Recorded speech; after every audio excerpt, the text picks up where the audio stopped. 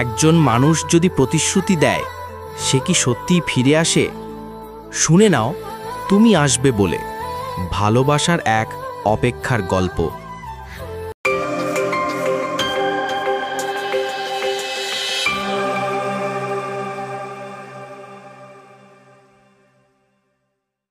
সন্ধ্যা নেমে এসেছে শহরে। আকাশে রঙিন মেঘের ভেলায় সূর্য লুকিয়ে যাচ্ছে ধীরে ধীরে। তানভীর একা ছাদে বসে ফোনের স্ক্রিনে তাকিয়ে আছে। বারবার স্ক্রিন অন করছে, আবার বন্ধ করছে, হয়তো কারো মেসেজ আসবে বলে। তানভীর মনের ভেতরে আজ আসবে বলেছিল ঠিক এই সময়ে, কিন্তু কেন জানি মন বলছে আসবে না। তাও অপেক্ষা করছি, হয়তো ভুল ছিল না আমার। হঠাৎ বাতাসের ঝাপটা এসে তার চুল এলোমেলো করে দিল। দূরে কোথাও আজান শুরু হলো।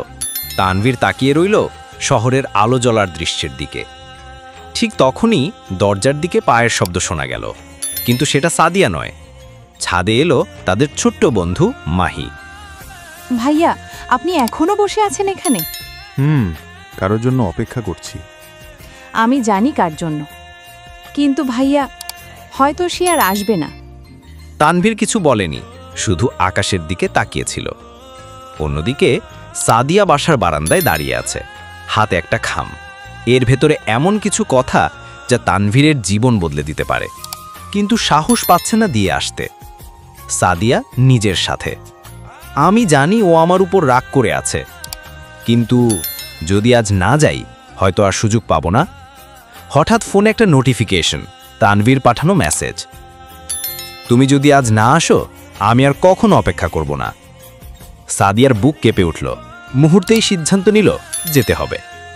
ছাদে তানভীরের মন এখন ভেঙে পড়ার পথে। হঠাৎ দরজার দিক থেকে শব্দ। ধীরে ধীরে সামনে এগিয়ে এলো সাদিয়া, চোখে জল, হাতে খাম। দেরি হয়ে গেল জানি, কিন্তু তুমি যদি আমাকে একবার শুনতে।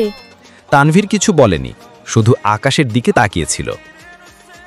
খামের ভেতরে ছিল এক লাইন, তুমি আসবে বলে আমি এখনো তোমার।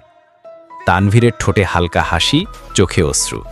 তারা দুইজন দাঁড়িয়ে রইল শহরের আলো আর বাতাসের মাঝে, যেন সময় থেমে গেছে। গল্পটি যদি হৃদয় ছুঁয়ে যায়, লাইক দিও, শেয়ার করো, আর প্রেম কণ্ঠ চ্যানেলটিকে সাবস্ক্রাইব করতে ভুলো না। আগামী পর্বে দেখা হবে নতুন মোড়ের এক ভালোবাসার গল্পে।